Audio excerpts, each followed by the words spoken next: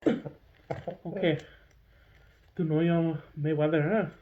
Mấy quả đời chúng nhỏ tôi thổi của thay cho nó sai của riêng tao nữa.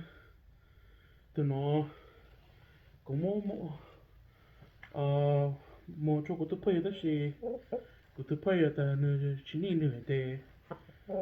của tôi là dùng nó chắc ăn. Tôi nó nó chỉ mà yo mấy quả đời cả nó chỉ yo tôi mấy quả đời nhá tôi từ California tao yên PV2 Turtle nè. Tôi nói yo nó tôi tú nè.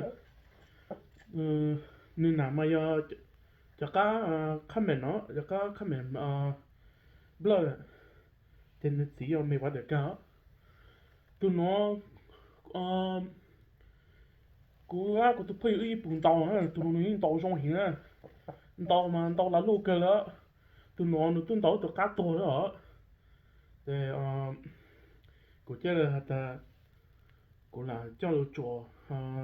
chùa của cho bù xe bù tàu cho cán tàu trong ha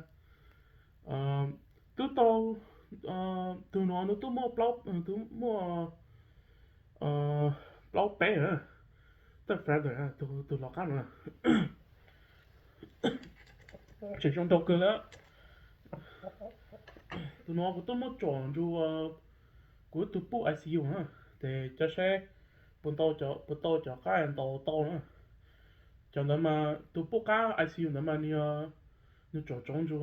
các nhất là gần đó đó để trong nhiều mà nhiều lúc hình á tôi nó có phao như tàu bé thì nó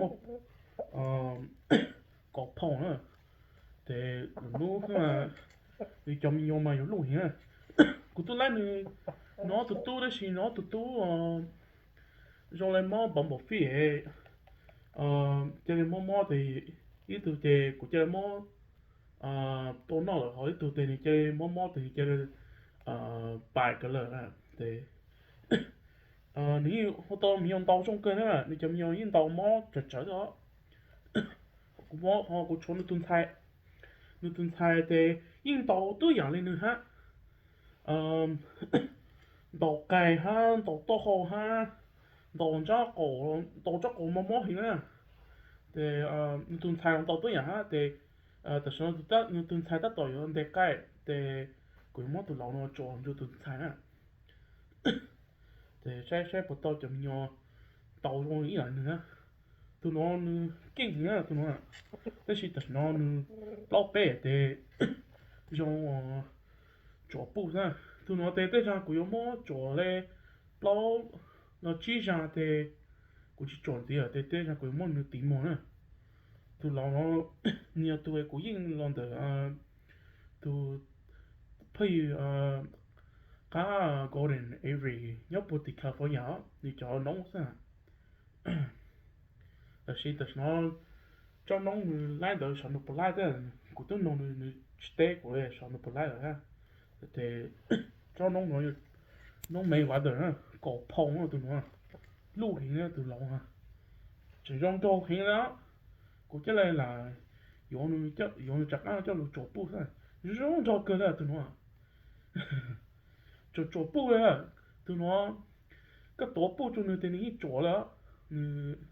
你chỉ站摸了，只站摸了骨脚印啊，骨脚印嘛站摸形啊，个多步做不左手还不起来做呢，最终做了过，但是的时候得老背的了，得是想找新家的，种种找步是呢，这个老太阳呢真的晒上。